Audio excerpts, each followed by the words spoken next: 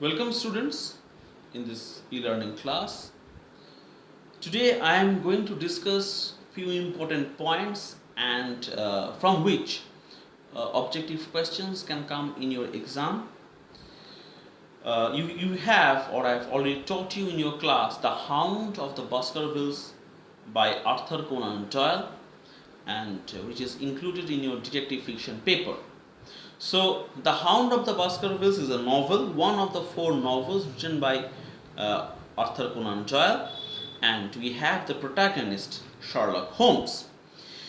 This novel was published in the Strand magazine. Please carefully note down the name.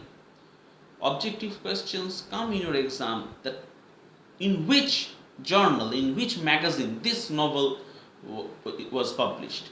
So you have the answer. The Strand magazine, serialized from August 1901 to April 1902.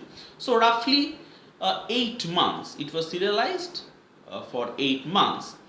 And the setting of this novel is largely in the Dartmoor in Devon in England West Country, and it recounts the story of an attempted murder inspired by the legend of a fearsome diabolical hound of supernatural origin.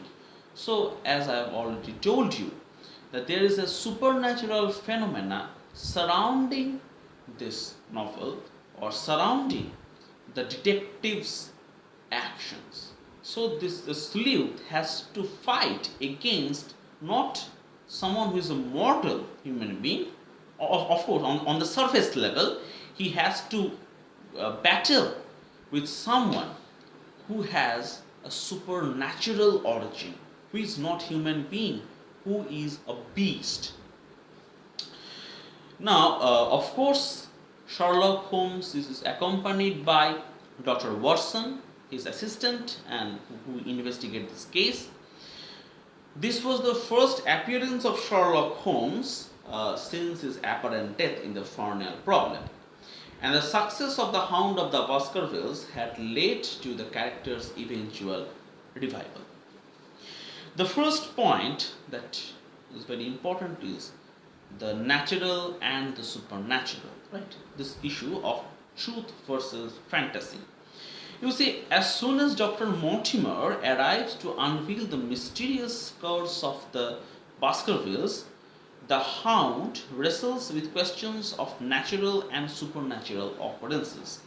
The Doctor himself decides that the marauding hound in question is a supernatural beast, and all he wants to ask Sherlock Holmes, the detective, is what to do with his kin, right? How to protect the lives of the people living in that castle. And from the detective's point of view, from Holmes' point of view, every set of clues direct towards the logical real-world solution. Considering the supernatural explanation, Holmes decides to consider all other options before falling back on that one. Holmes actually personifies the intellectual's faith in logic and on examining facts to find his answers. So not only the battle between natural and supernatural, we also have the confrontation between logic and absurdity. Right? Because detective fiction follows the pattern of deductive logic, and Holmes is the epitome, is the embodiment of deductive logic. And by using his logical faculty, by using his reasonable sense of mind, by exercising his intelligence, he solves the case, right? So it is not a fight, it is not an encounter between a man and a beast, but it is, in essence, it is an encounter between logic and absurdity. In this sense, you see, the story takes on the Gothic tradition, a brand of storytelling that highlights the bizarre and unexplained. I have given you the example of Dracula by Bram Stoker. Doyle's mysterious hound was an ancient family curse, and even the ominous Baskerville Hall all set up a Gothic style mystery that in the end will fall victim to Holmes' powerful logic. The author's own faith in spiritualism, a doctrine of life after death and psychic powers, might at first seem to contradict a Sherlockian belief in logical solution and real-world answers. Holmes is probably based more on Doyle's scientific training than his belief system. But the struggle for understanding, the search for a coherent conception of the world we live in, links the spiritualist Doyle with his fictional counterpart. So, this is the very integral relation that we have between the author and the detective.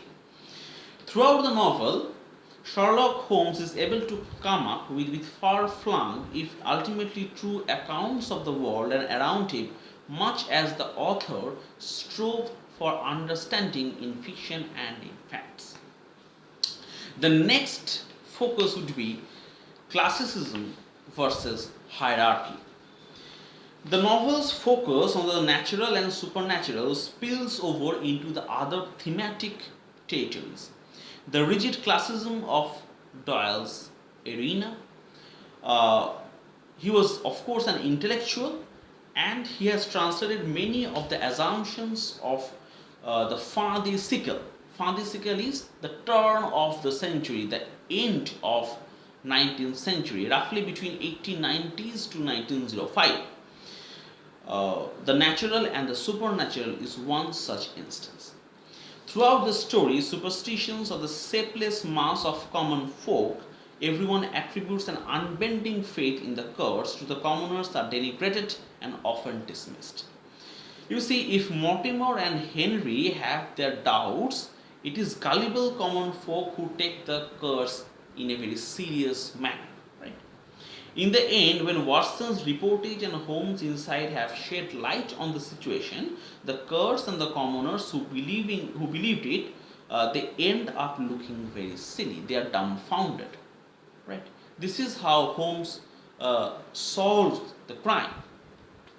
At the same time, you see, Sir Henry's servants evince a kind of docility, and their brother, the convict, is reduced from dangerous murderer to a pathetic rodent under Watson's gaze.